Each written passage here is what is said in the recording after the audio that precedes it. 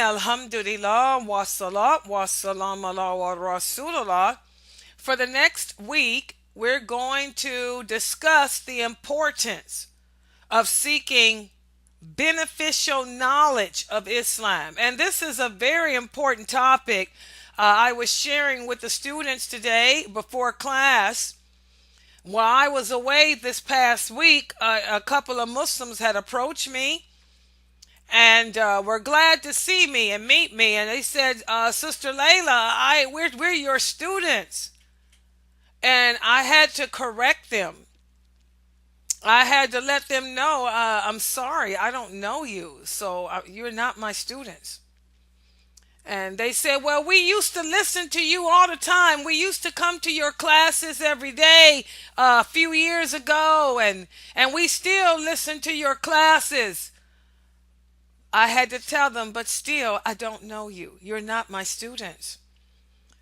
And this is the problem today. Muslims today think that just because they listen to people's lectures on the internet, just because they listen to recordings on the internet, that makes them a student of someone. This is not correct. To be a teacher, I tell you guys, a teacher and a lecturer are not even the same thing. To be a student of someone, that means you have to sit with that person and learn directly from them. You have to establish a relationship with that person in order for that person to be your teacher.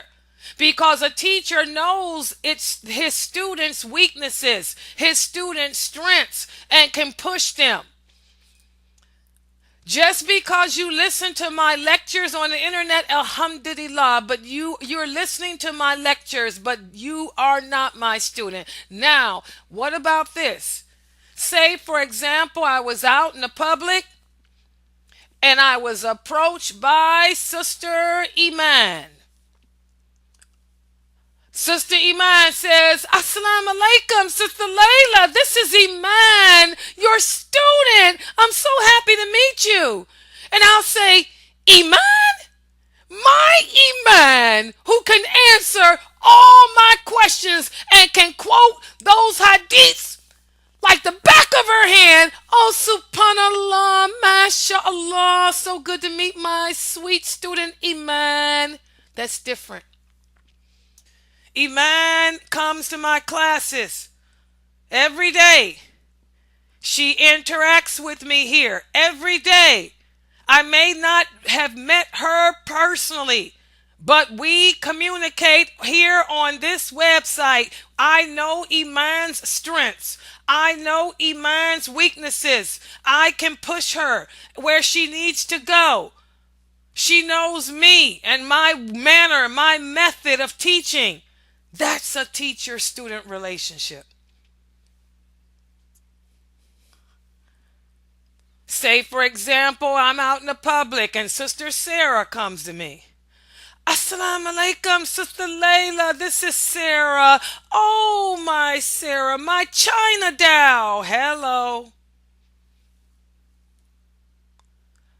In order to be a student and teacher, there has to be a relationship and interaction between the two. And I hope this is clear to everyone listening. We're living in the days of fitna that the Prophet Muhammad sallallahu alaihi wasallam warned us of. He said there will appear amongst you many people who will be able to recite the Quran beautifully, but it'll never go past their throats. They will issue Islamic verdicts that go against my sunnah, my way, my example. Stay away from them. Stay away from them and stick to my way. And he was talking about the Muslims today, because there are so many people who are good speakers out there. First of all, again, a lecturer is not a teacher. They're not the same. And again, in order to refer to someone as your teacher, you have to have a relationship with that person and sit with that person and learn directly from them. Do they ask you quizzes? Do they quiz you? Can they remember what you did a month ago, 2 months ago, where you were in your understanding a year ago? Like I can tell you where Iman was when she first came here in her understanding of the deen. I can tell you where Sarah was 8 years ago in her understanding of this deen and how they've progressed. So again, we have to understand what a teacher is, what a lecturer is, and what a student is. And secondly, guys, another thing that we need to understand is knowledge. What is beneficial knowledge? What is beneficial knowledge? Learning Arabic. Is this beneficial knowledge? Learning how to speak French, Spanish. Is this beneficial knowledge? Learning how to recite the Quran with the proper tajweed. Is that beneficial knowledge? Learning the meaning of the hadiths. Is that beneficial knowledge? Learning the correct way to pray. Is that beneficial knowledge? Learning the history of Islam. Is that beneficial knowledge? Learning about the wives of the Prophet. Learning about the companions. Learning about Arab tradition. Is that beneficial knowledge? This is where a lot of Muslims are confused. A lot of Muslims will tell you that they're learning, they're seeking knowledge, but the question is what they're learning of benefit or not? We're going to answer these type of questions in this series over the next week. You guys hopefully will walk away from this series with a better understanding as to what a teacher is and what a student relationship with a teacher is. You will know the difference between a lecturer and a teacher. You will understand that you can't go around calling people your teacher just because you listen to them, because they're not your teacher. You have no relationship with them. They don't even know you. Like I had to tell these sisters, I don't know you. I'm sorry, I don't mean to be offensive, but I do not know you, so do not call me your teacher, because I don't want anyone to think that I'm teaching my real students badly. Okay? And today what we're going to do is speak about, first of all, how important it is to seek knowledge of Islam. Okay? I want you guys to understand something. When you read the hadiths, all the hadiths that speak about the importance of seeking knowledge, those hadiths are not speaking about going to school to get a degree in engineering. Those hadiths are not saying the importance of going to school to be a nurse or a doctor. The hadiths and the verses of the Quran that address the importance of knowledge is speaking about Islamic knowledge, knowledge of Allah. What is Islamic knowledge? Islamic knowledge is knowledge of Allah, knowledge of the Prophet Muhammad sallallahu alaihi wasallam, knowledge of how the Prophet did the things he said and did. That's why I asked those 4 questions in the beginning of the class. In the beginning of the class, let's see if I can put those questions on the screen just for the PowerPoint. Okay, let me see if I can make it so the people on the PowerPoint can see. Okay, look guys, I'm recording this PowerPoint. These are the 4 questions I asked my students today. Do you attend classes about Islam on a regular basis? What topics are you studying in those classes? Does the teacher interact with you individually, or does he or she lecture to the group? And what are the sources used by the teacher for your classes? These questions are very, very, very important, Because when we talk about seeking knowledge in Islam, we're talking about knowledge of Allah. When people tell you what their classes are, I want you guys to listen. Arabic, I'm learning how to speak Arabic. Conversational Arabic. Is that knowledge that's going to bring you close to Allah? Is that going to help you get to paradise? Is that going to develop your relationship with Allah, learning how to speak conversational Arabic?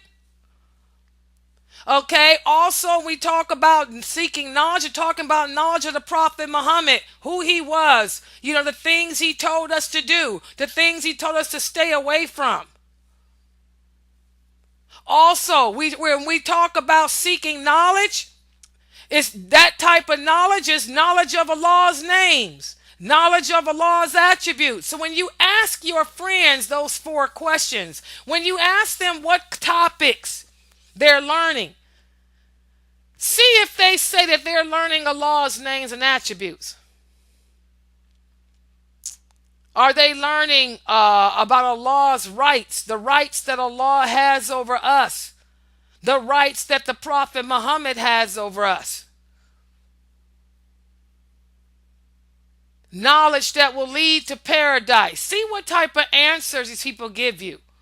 Because if it doesn't relate to Allah, if it doesn't relate to the Prophet sallallahu alaihi wasallam and your salvation, then I'm going to tell you guys it's not beneficial knowledge. I had to share with another Muslim that I know. Another Muslim I know, they no longer attend these classes either. They no longer come to my website either. Everybody listens to these lectures from these men on the internet. And they no longer come to my classes, but they like to sit around on the internet listening to lectures from a bunch of men who they don't even know. And they'll call those men their teachers. And they don't even know the men. But anyway, I had to share. One sister told me, I still listen to you too, Laila. I like the lectures you gave years ago about the Prophet's wives. Really? Yes, I love the way you tell stories. So I listened to all your lectures about the stories of different companions, the stories of the Prophet's wives. She said, I like that type of stuff, but I'll I'll go on the internet, listen to these men talk about other things. Really? What a slap in my face. That was an insult. That was a slap in my face. Listening to stories about the Prophet's wives, this will give you knowledge of them. But is that knowledge that's going to bring you closer to Allah? Is that knowledge that's going to help you to get into paradise? I had to tell that sister, you need to stop listening to my lectures about the women around the Prophet. And instead, what you need to do is come to my classes. Listen to my Tawheed class lectures.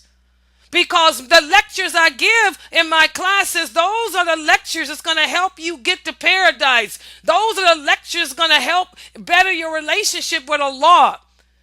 Yes, it's nice to learn about the Prophet's wives, but that's not going to bring you closer to Allah. That's not going to increase your iman to the point where you're going to start becoming a better practicing Muslim. So you really are insulting me, I told her. Again, beneficial knowledge. Beneficial knowledge is knowledge that leads to Allah. Beneficial knowledge is knowledge about the purpose of your creation. Beneficial knowledge is knowledge that will lead you to paradise. So how many of us are seeking beneficial knowledge? Is Arabic beneficial knowledge? Learning about the Prophet's wives, is that beneficial knowledge? Learning about what happened with the companions when the Prophet died, how they fought each other, is that beneficial knowledge? Okay. For those of us who do seek true beneficial knowledge, you find many benefits. For one thing, those of us who do seek beneficial knowledge, you're not confused about your purpose in life. Also, you're not confused as to what you can and cannot do. Do you know that 99% of the Muslims today do not understand what the lawful and unlawful things are in life? A lot of these brothers, these men who you listen to on the internet, they don't understand either.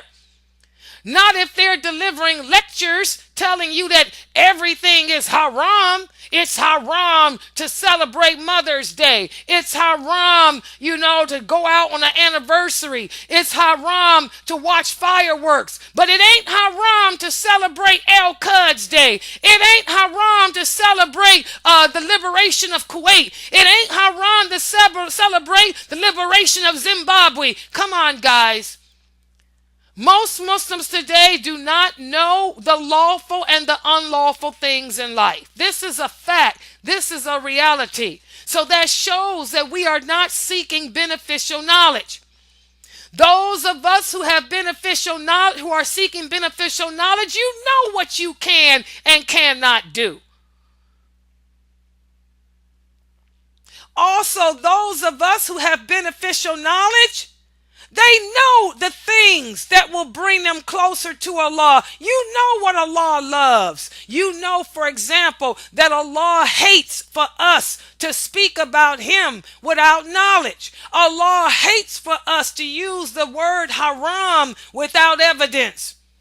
So a person who seeks beneficial knowledge would never, ever, ever use the word haram. So you need to check these brothers y'all listening to. These men that y'all listen to on the internet that you want to call your teacher, who you think are scholars, and 99% of them are not scholars. They're not scholars, people. They fall in that category. That category the Prophet Muhammad spoke of.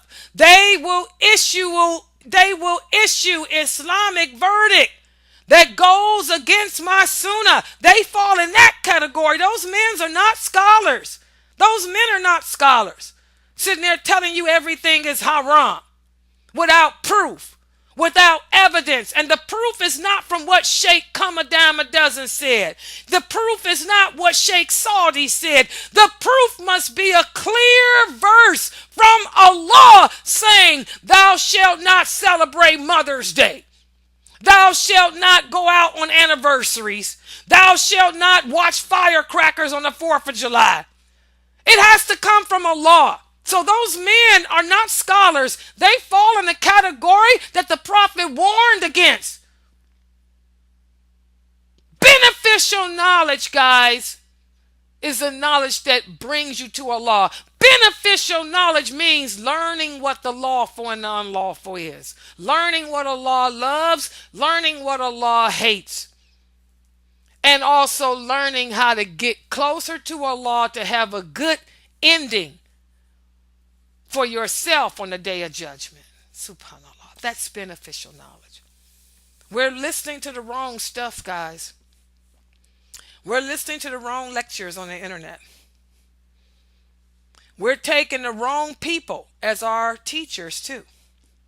We need to go find real teachers. There are some good Islamic teachers out there. You just have to go find them. Just because a person is famous on Facebook or famous on the internet doesn't make them no scholar, and definitely doesn't make them no teacher. Especially if they're issuing Islamic verdicts without clear evidence from Allah or the Prophet sallallahu alaihi wasallam. So thus, guys, Islamic knowledge, beneficial knowledge, is knowledge that pertains to Allah. Knowledge of His names, His attributes. In other words, Tawheed. That's what I teach here. Don't insult me by telling me you listen to my old lectures on the Prophet's wives, but you gonna listen to these brothers on the internet talk about other stuff. No, don't you dare. You better go listen to their lectures on the wives of the Prophet. Listen to my classes. My classes are Tawheed, Aqidah, which is belief. I'm teaching you the things that'll take you to paradise. I'm giving you the tools that'll help you get through the grave, the questioning of the grave. Don't insult me. Okay? And again, the things the Prophet Muhammad sallallahu alaihi wasallam said and the things he did, that's what the word hadith means. Hadith is an Arabic word that means the things the Prophet Muhammad said and the things he did. That's beneficial knowledge because he was sent to be our example. He was the role model sent for us. He was sent to teach us how to live and practice Islam, how to implement the belief of Allah into our lives. That's beneficial knowledge. If it ain't got nothing to do with belief and how to emulate the way of the mannerisms of the prophet, then it's not of any benefit. And I hope this is clear to everyone. So again, this is the reason why most of the Muslims living on earth today are not practicing the religion. The Prophet sallallahu alaihi wasallam said out of every 100 Muslims 99 of them will be in the hellfire and only one will make it to paradise. Why? Because they don't have knowledge. Knowledge comes before faith. Without having knowledge of Allah, knowledge of the Prophet sallallahu alaihi wasallam, then you don't truly believe in Allah. You don't truly believe in the Prophet Muhammad. So that's why most Muslims today are not practicing Islam correctly, because they don't really have faith, because they don't have the knowledge that's required to develop your faith. The more you learn about Allah, the closer you become to Him, and the greater your faith and belief in Him becomes. The more you understand the things the Prophet Muhammad said, why he said them, and the things he did, why he did them, the closer you become to him and the stronger your belief in him becomes. So you have to have knowledge. Without knowledge, you will never develop the faith that you need to be a good, strong Muslim. And that's why so many Muslims today are weak, and most of them are not practicing the deen at all. And also, we talked about this before, we have to also understand that all of us are different. We have different relationships with Allah. The more knowledge you have of Him, the closer you become to Him. The least amount of knowledge you have of Him, the further away from Him you become. We're not the same. And a lot of Muslims, you hear them say, especially Muslim women, don't judge me. Only God can judge me. You ain't no better than me. We the same. Oh, that's a lie. First of all, I can judge you. In fact, I am commanded to judge you. I am commanded. Allah commands us all to look at the actions of one another. I have to look at your actions to determine if whether or not I can make you a close friend. I have to judge you by your behavior, by your actions.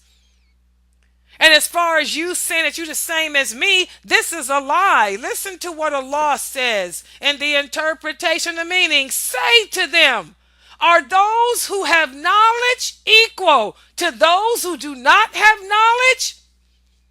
It is only men who understand who will remember the signs of Allah. Allah tells us in that verse that we're not the same.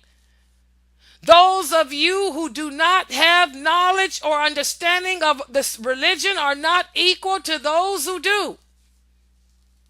Also, Allah says in the interpretation of meaning, shall he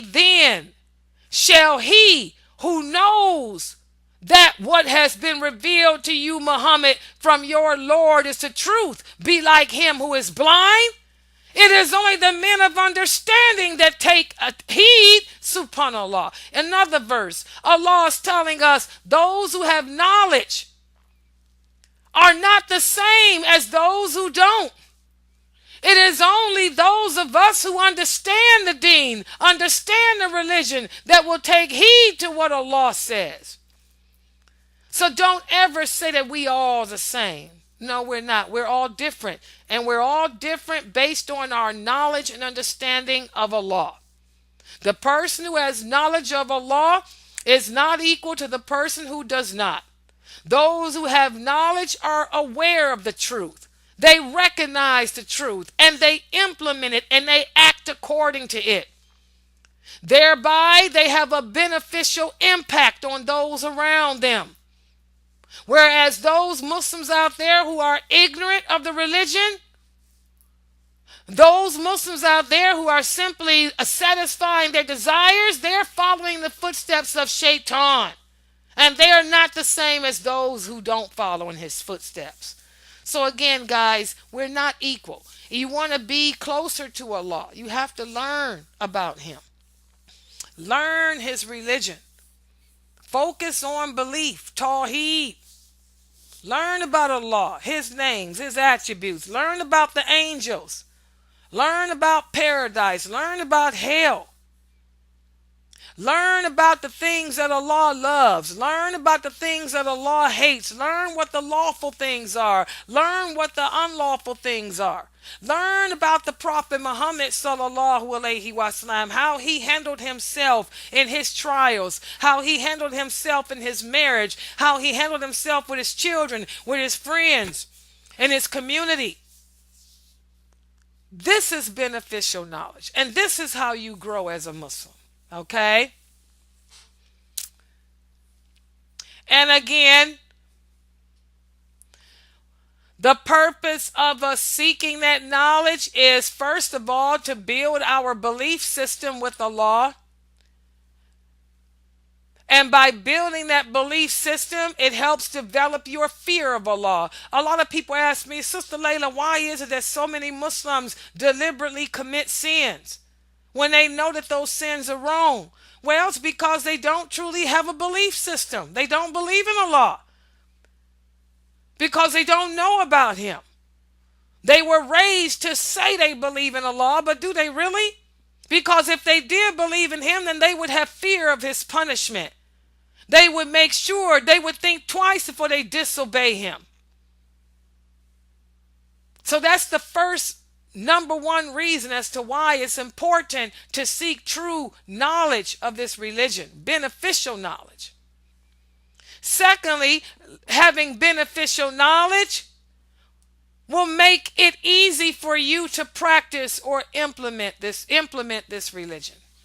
Why is it that some Muslim women wear hijab and some don't? The ones that don't wear hijab, again, they're weak in their faith. Again, because they're weak in their faith, they have no fear of Allah. And many of them probably don't even know the seriousness of not wearing that hijab. Okay? They don't know the consequences that they're going to have to face while they're in that grave as a result. And then also, guys, once you do seek the true knowledge, once you are implementing it, then we share it. Now, what does this remind you of? Remember, we did the series on personal jihad. In order to reach level 1, in order to reach, look at how it all relates. Everything I teach you guys all relates back to the basics. In order to reach level 1 in your personal jihad, you have to first of all seek the knowledge, the true knowledge of Allah, of his religion, of his prophet. And then to reach level 2, you have to take what you have learned and implement it in your life. Y'all see that? And then once you are implementing it in your life, then you move to level 3. Level 3 of personal jihad is to share it with others. To take what you have learned and what you are implementing and share it with your family. Share it with your friends who are close to you. And then to reach level 4. That means you continue to learn, you continue to implement, and you continue to share despite what the hypocrites say, despite the opposition you will face. Y'all see that? Everything relates back to those 4 levels of jihad that I taught you guys several months ago.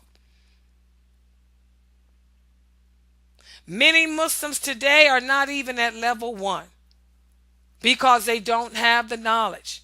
They're wasting their time listening to lectures, attending conferences that are not of benefit, or listening to things they don't understand, or listening to lectures from speakers who are giving them the wrong information, especially those speakers telling y'all that everything is haram, celebrating a wedding anniversary is haram. How ridiculous is that? What the heck does a wedding anniversary have to do with worshiping Allah? Telling you that you're going to hell because you celebrate Mother's Day. What the heck does honoring your mother have to do with worshiping Allah when Allah even commands you to honor your mother? Oh my God. When I see these fatwas that y'all post up on the internet from these brothers who don't understand their deen, it makes me angry. Because these brothers are not scholars, number one. They're wrong, number two. And you're following them blindly. And this is bad. If it doesn't relate to worshiping Allah, then how dare they call it haram? Everything is lawful unless Allah says otherwise. Unless it entails worshiping Allah. In that case, everything is haram. Christmas is haram because it's worship. We don't worship Jesus. Halloween is haram because we don't worship the devil. Valentine's Day is haram because it goes against Islamic morality. But Mother's Day has nothing to do with worshiping Allah, and it complements Islamic morality. Subhanallah. How lost we are as a nation. We've replaced the true Sunnah with the opinion, the Islamic verdicts of famous personalities. SubhanAllah. Okay, I want to share this hadith with you. The Prophet sallallahu alaihi wasallam said, whoever does not acquire knowledge, and we talk about knowledge, again, we're talking about beneficial knowledge, which is knowledge of Allah, knowledge of the Prophet. Whoever does not acquire that knowledge and acquire it with the intention of pleasing Allah and does not share it except for the gains of this world will not smell paradise. That means that person will never enter paradise. This is something that these famous speakers, these brothers who are issuing lectures, making everything haram, need to ponder. You go to school to learn about Islam. What was your intention of learning? First of all, just because you went to school and got a degree in Islam don't make you no scholar anyway. I hope that's clear. Scholar is a term that you earn, that's given to you by your friends, your peers, due to how you implement this way of life. But what was your purpose of going to an Islamic school? Did you go to it because you were seeking fame? You were seeking fame? You wanted to be on YouTube? Or did you do it for Allah? Because my question is, you brothers who waste your time going to these Islamic schools, why didn't you go to school to be a doctor, an engineer, so you can take care of your family? So your wives wouldn't be on welfare. And you wouldn't have 15, 20 children living in the ghetto, in the projects. Okay? That's time that you could have spent getting a trade to provide and maintain your family, which is an obligation for you. Okay? But I want you guys to ponder that whoever seeks knowledge with the intention of seeking fame or fortune from this world, they will never enter paradise, guys.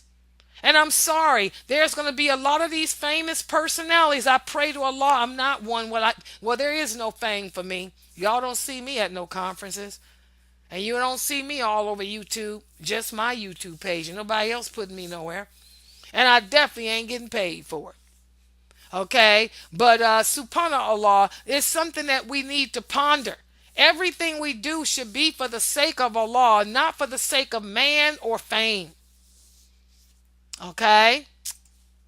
Also, in another hadith, the Prophet sallallahu alaihi wasallam told us about the first three groups of men who will be dragged by their faces on the day of judgment. and thrown into the hellfire. One of them will be the man who called himself a scholar. Allah will ask him, what did you do with the knowledge I gave you? That man will say, oh Allah, for your sake did I teach others. Allah will say to him, you are a liar. The only reason that you sought knowledge was because you wanted the people to call you a scholar.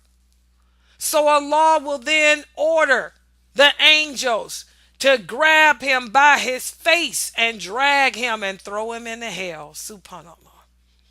A lot of these famous speakers, and I pray I'm not one, well, like I say, I ain't famous anyway.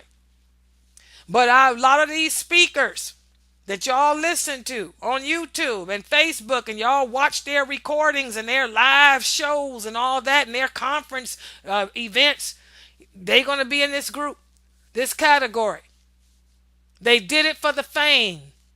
They did it for the publicity, for the money, to get the Facebook hits, to get the YouTube hits. They didn't do it for the sake of Allah. And most of what they taught you wasn't true anyway. That's the sad thing. If you listen to these brothers, most of what they tell you ain't even true. Like I say, they want you to think everything's haram when it's not. And then they claim that they know the sunnah when they don't. They wouldn't know the sunnah if it came down and slapped them in the face. Because most of them don't know the hadiths. They don't understand the meaning behind them and all that. They twist them around and all that. Okay? So again, guys, beneficial knowledge is knowledge of Allah, is knowledge of his prophet. And when y'all listen to people speak about Islam, what should their source be? That takes us to that last question I asked on the quiz. Their source should be the Quran and the Hadith. That's it. They should not be teaching you how to make salat from the school of Imam Malik's thought, or how to pray according to Sheikh come a dime a dozen, or the Tristies of Love written by Imam Ghazali and come a dime a dozen, or whatever. I'm just making up stuff here. The sources of beneficial knowledge is taken directly from the Quran, directly from the authentic hadith, not anything else. For example, that's why when you guys come to me and you ask me about the Quran to give you the explanation or meaning of a verse, I'll give you the meaning as taught to us by the Prophet Muhammad sallallahu alaihi wasallam. Like we did about changing the creation of Allah. I don't care what nobody else say it mean. I don't want to hear what Sheikh Saudi said changing the creation of Allah is.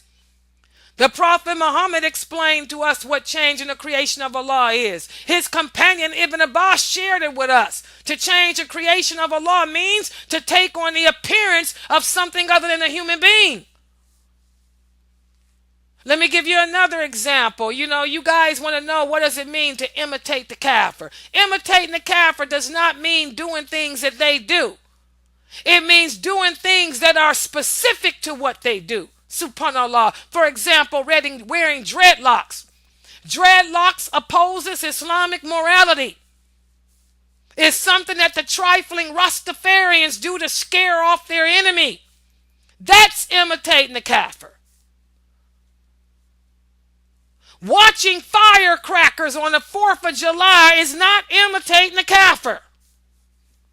Wearing fingernail polish is not imitating the kafir. Smiling is not imitating the kafir. Giving a present to your mother on Mother's Day is not imitating the kafir. Subhanallah, the kafirs aren't the only people that honor their mother. The kafirs aren't the only people who like to look nice and dress decent and clean. So again, guys, what is the source? When y'all listening to these brothers lecture, when y'all watching these fatwas being revealed, what is the source? Is the source Allah and his prophet? with the understanding of those companions. I'm giving you the understanding that Ibn Abbas gave us. I'm giving you understanding of Aisha, of the companions. I ain't giving you the understanding of Sheikh, famous mufti of the world, because he's nobody. He'll probably be in hell. Okay? So what's the source?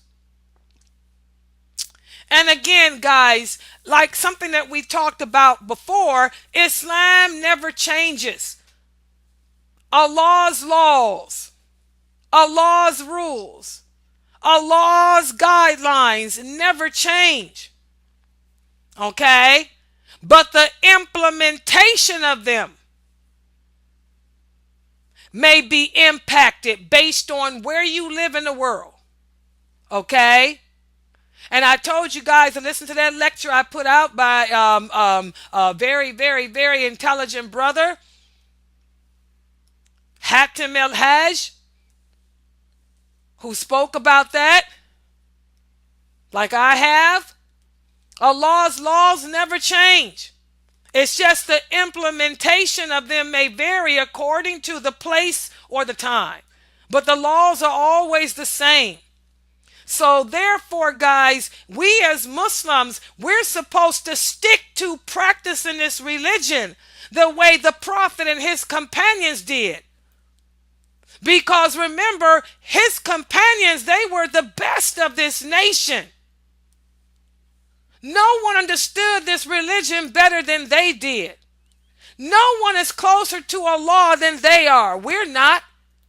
In fact, the Prophet said each generation of Muslims will become further and further and further away from Allah, further and further away from my example, further and further away from the truth, to the point that when the last hour comes, even though everyone living on earth will claim to be Muslim, they'll all be kafir. Astaghfirullah. So the religion never changes. We're supposed to be implementing it the way the Prophet and his companions did, not the way Mufti Sheikh come a dime a dozen is telling you today. Okay? All right, on that note, we're going to stop right here for today. This serves as an introduction. I want you guys to understand beneficial knowledge. What is beneficial knowledge? Beneficial knowledge is knowledge about Allah, knowledge about how to get close to Him, how to improve your relationship with Him. It's also knowledge of the Prophet Muhammad, how to implement Islam into your life the way he did, how to handle yourself in situations with your family, your job, your trials like he did. That's beneficial knowledge. Beneficial knowledge is knowledge that will help you to have a good outcome on the day of judgment. It's knowledge that will help you to get through the grave. That's beneficial knowledge. So you need to ask yourself, what am I listening to? Is what I'm listening to of any benefit or not? Just because it makes me laugh, does that make it beneficial? Just because this brother's handsome with his beard, does that make it beneficial? Okay? And again, ask yourself, what is the source? These people who are teaching us, everything I'm teaching you, I use PowerPoint. Why come I don't use video? Not because it's haram. It's not haram for a woman to video herself as long as she's covered properly. But I don't use video because I want you to focus on the hadiths that I have on the screen. Focus on those verses of the Quran. I don't want you to be distracted from my hijab, distracted from my eyes, or how pretty I am, or how ugly you think I am, or what's going on in the background with my cats. I want you to ponder what Allah is saying. Ponder what the Prophet is saying. See my sources. Everything I teach you is not based on what Imam Sheikh Ghazuli said. It's based on what Allah and the Prophet Sallallahu Alaihi Wasallam said. That's my source. Because the only two sources of this religion, of Islam, is Allah and the Prophet anyway. That's it. No one else. Okay? On that note, we'll stop right here for today. Tomorrow we'll continue by going into detail about different things that we can study that are of benefit to us. So we'll stop right here if you guys have any questions. Sunnah followers. الله الله الله